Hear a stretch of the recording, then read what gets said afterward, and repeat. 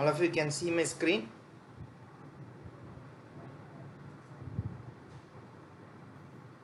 No, sir. No.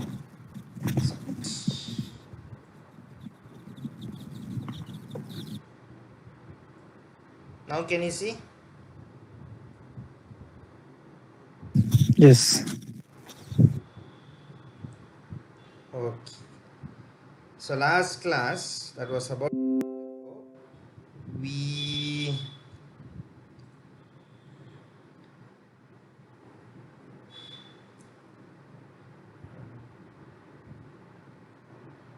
where the hell it went?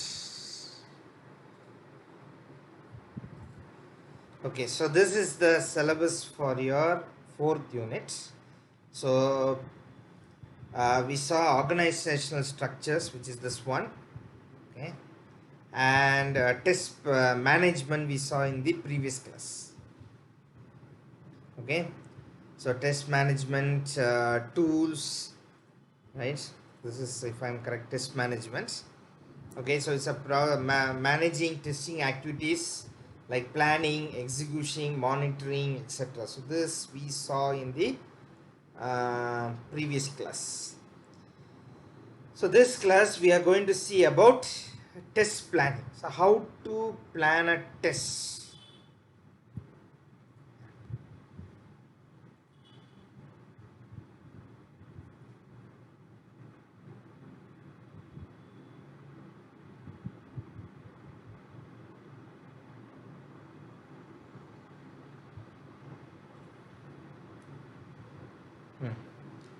So a test plan, so planning, all of you know what is the meaning, right? So you draw detailed diagrams as to how to do a particular thing. Okay, so this is particularly self-explanatory. So a test plan is what? It's nothing but a document which describes strategy, objectives, schedule, estimation, deliverables. So strategy means what you are going to test, or how you are going to test, or what you are going to target. Objective is the goals, like for example, of course, to improve the quality or to improve the running speed. These may be the objectives. Schedule is the time frame, estimation is the cost, deliverables are the outputs, what graphs or what quantitative output you are going to give, resources required to perform testing for a product. So a test plan helps us to determine the effort needed to validate the quality of application under test. Okay, so the test plan serves as a blueprint to conduct various activities and everything. So this test plan broadly you can it comprises of strategy, objective, schedule, estimation. Everything is there to provide a blueprint and to define a process which will be managed by a test manager or the test management. Okay, so test plan is actually a byproduct of test management. So this is a definition. It is a document describing scope, approach, resources, schedule of intended test activities. Okay, so what is its importance, right? So mainly the first thing is that the test team, that is developers, business managers, customers, okay, they can understand the details of testing. Okay, and it is more of like a rule book, or what you have to do and how you have to do. Like for example, if you are landing a flight or plane, they have something called as a checklist what they have to do. Okay, so this is just like a rule book and will allows you to follow certain things of what and how you have to do. Then important aspects like test estimation, scope, strategy, these are all documented in the test plan so that it can be reviewed by the management team and reused for other projects. So this is one important question that you can expect in the examination: how to write a test plan. Okay, so basically there are 7 steps. The 8th one is just determining the 7th. You might be wondering why there's 7 and put 8 here. The 8th one is just to determine the test deliverables. That's the outputs. The ones before that are actually the steps. So there are 7 steps, starting with analysis of the product, then the test strategy design, then the objectives, criteria, the resources being planned, the planned test environment, schedule and estimation, determining the test deliverables. Okay, so these are the 7 steps which you can expect in your examination. So we'll see each one by one. Okay, so the first one, first step is to analyze the product. So for example, you take an example like a banking software. Okay, so before testing the product, you need some information, right? So you must learn how the product functions or how each mechanism functions. Without that, you won't be able to test. So you take a banking, or for example, you take our exam software, right? Someone here is doing exam software, right? Like Amit. So you have to know what is an exam software, how you are going to enter a mark, what is the system in place. For example, our university does internal, external. So internal exam, external exam.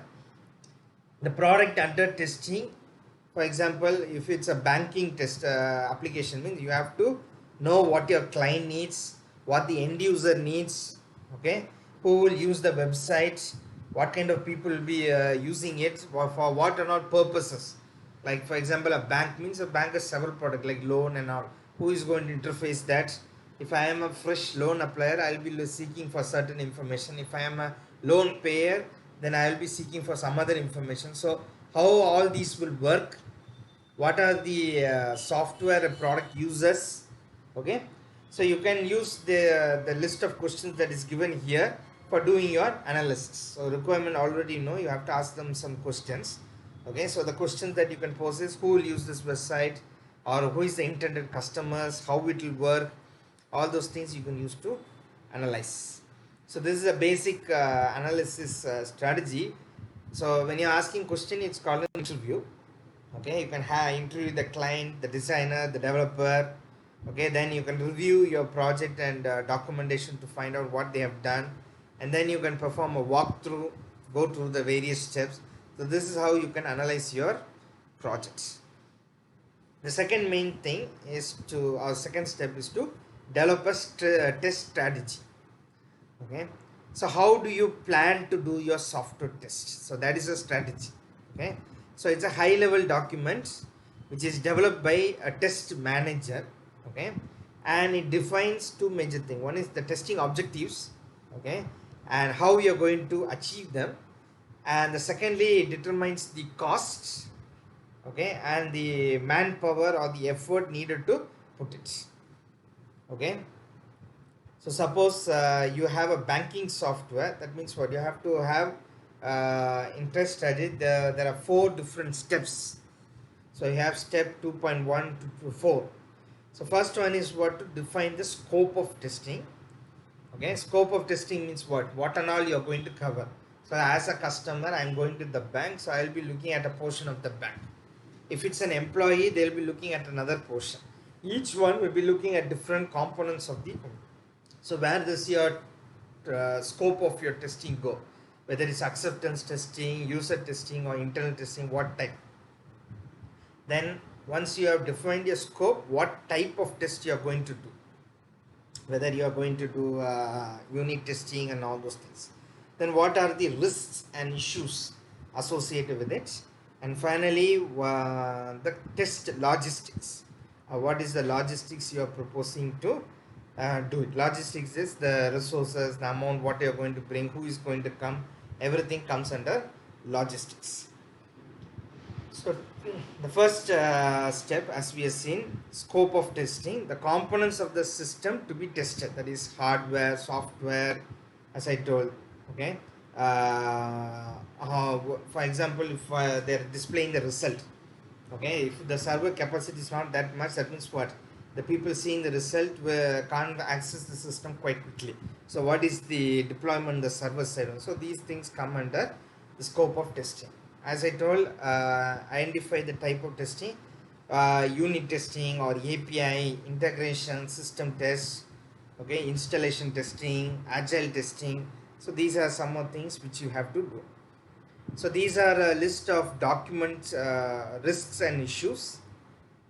Okay, so the team members, the first risk is team member lack the required skills for website testing. So when you are testing a particular software, if that particular person doesn't have the knowledge to test it or doesn't know, means what you have to do, the mitigation is to set up skill courses. Okay, some basic crash course for the person to get in speed with how to use the particular software. Then if the project schedule is too tight, okay, that means you have to prioritize which test do now and next. Then test manager has poor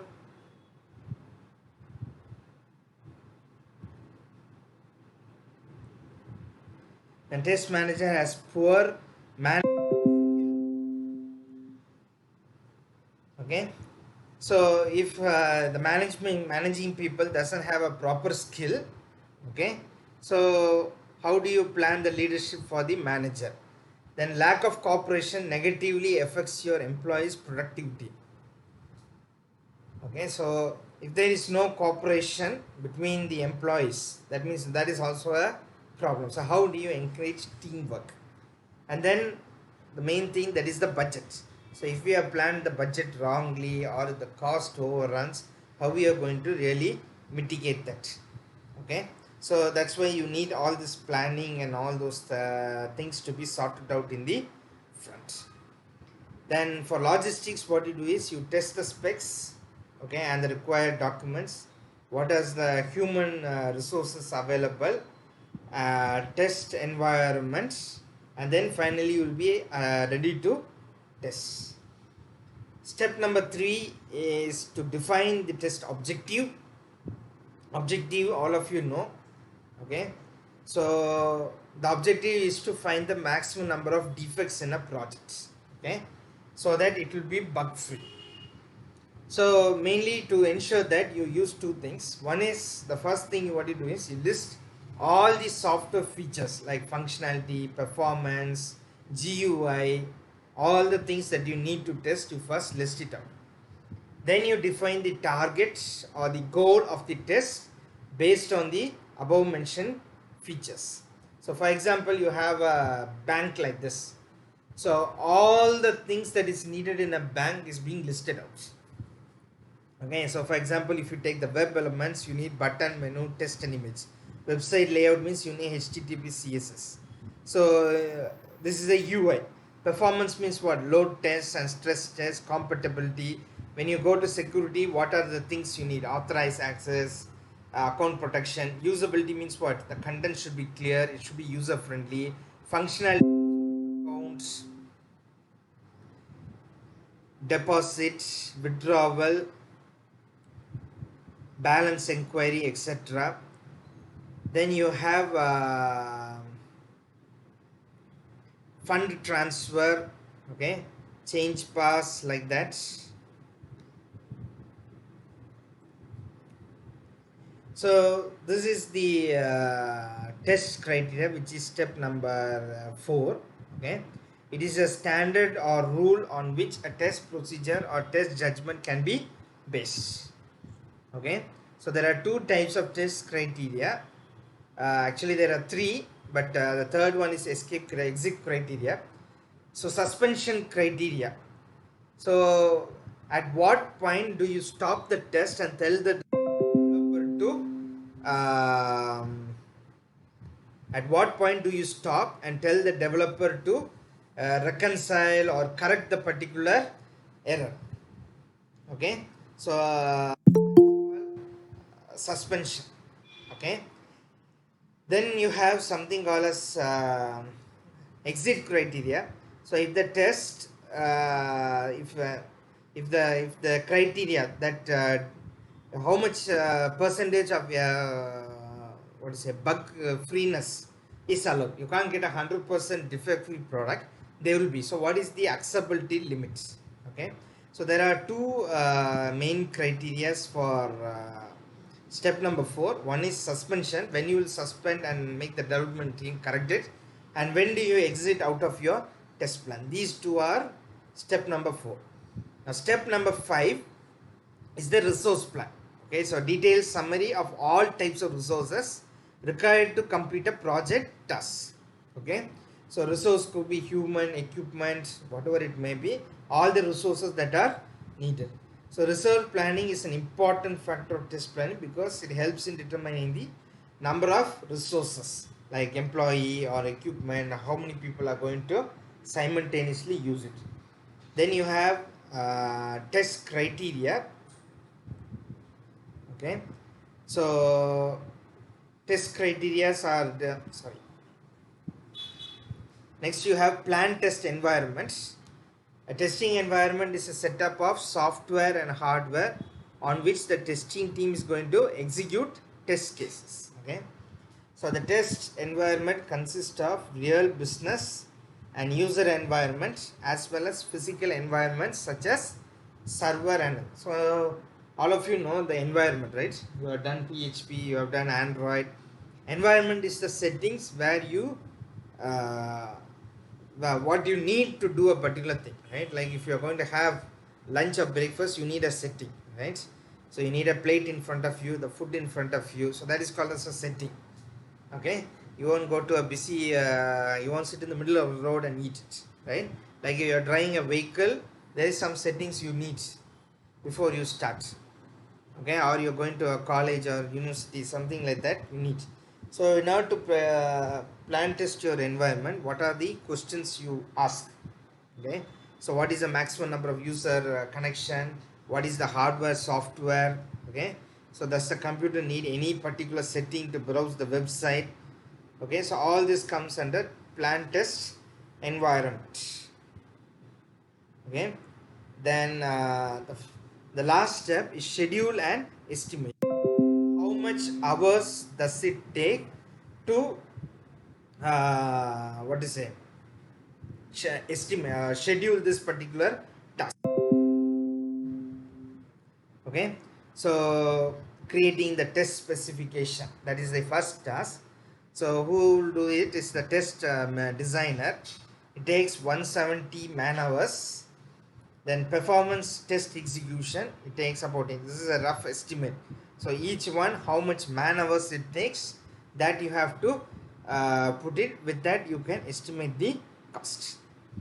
Now this is the last step, but only it's a 7-step process, but the 8th step is actually deliverables. So before testing, what are you going to do? During testing, what you are going to do, and after testing, what you are going to do. So this you can take it as a summary. So before testing, what you have: test plans, documents, test cases, document, test design, specification. So plan documents, case documents, and design specification. During the test, you have scripts, simulators, the test data, traceability matrix. I'll tell you later what this means. Error log and execution logs. So once you have finished this, then what we'll be having after testing is results and reports, defect report, installation, test procedure, guidelines. So before testing begins, you have these documents. During the test, you have certain other documents, and after testing you have different documents. So all together, these are the 7 different steps on how to write a test plan. Okay, so last class we saw about test management.